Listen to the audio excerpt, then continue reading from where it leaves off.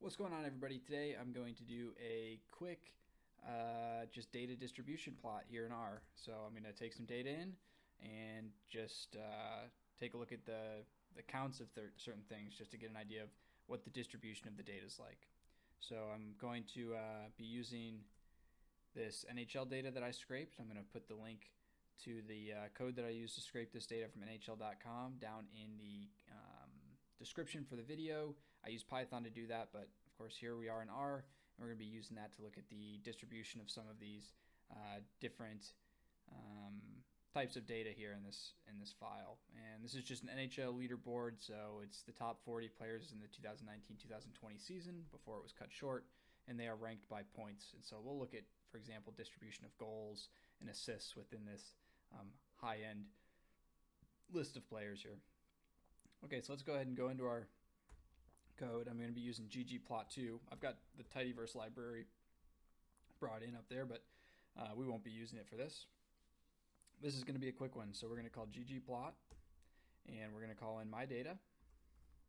And let's go ahead and start with, for the x-axis, let's go ahead and start with goals. So let's look at the distribution of goals, which in this data frame is just in column labeled G, and we do want to make sure it's numeric, so it is labeled, it's numeric. All right. Okay, and then what we're going to do is call in a histogram. So we're going to say geom histogram, and what we can do is a couple different things. Well, let's just plot it first. So we need to set some kind of bin. Oh, we don't need to, but it's telling us that we might want to. So you can see here down below in the lower right hand corner that we are plotting the distribution of these things, but it looks pretty bad. So the first thing that I'm going to do is just go ahead and change the theme. I really like using this built-in theme classic. And then up here in geom histogram, what we can do is we can specify a bandwidth, and I'm going to just set this equal to 0.5, so we can call the width of each of the bins. You can also do this using bin width, but bandwidth works as well.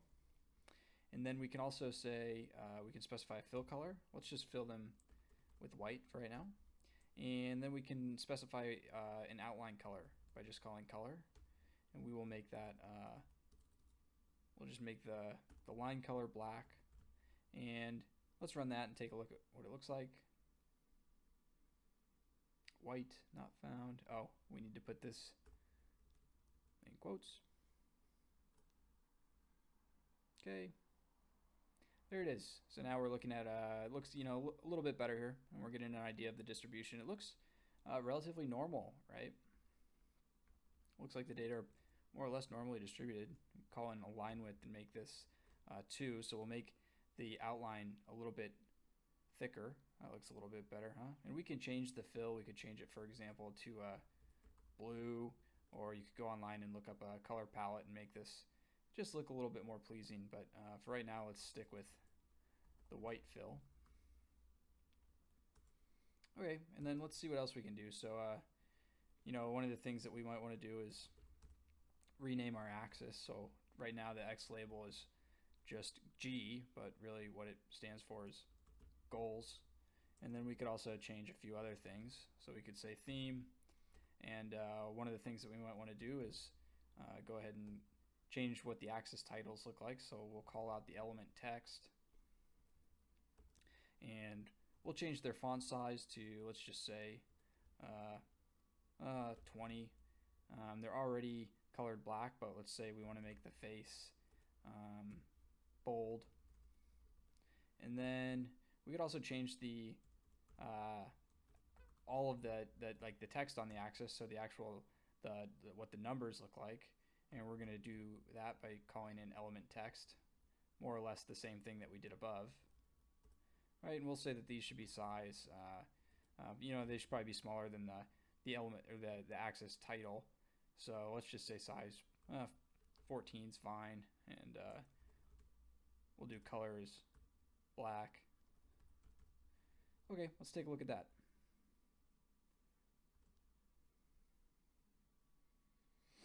Yeah, there we go. So you can see it's starting to look a little bit better.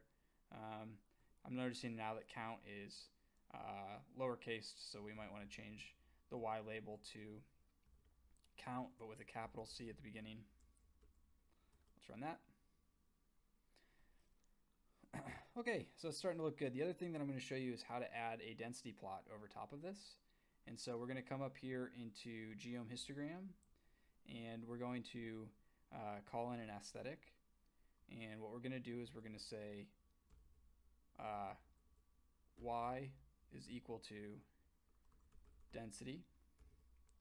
And then down below geom histogram, we're also going to pull in geom density. There we go. And what we can pull into geom density is a we can pull in a color, and we can set it equal to, let's say, blue. This is going to provide a shaded region of the density of the distribution of this data. And so we can say blue. Now blue is going to show up with no opacity. So what we can do is we can change that by calling alpha. And let's just say we want it to be more or less transparent. So let's say 0.2 probably look good. Yeah, let's run this and see what it looks like. Hey, there you go. So for some reason color's not working. Actually, it shouldn't be color. Color is the outline of this.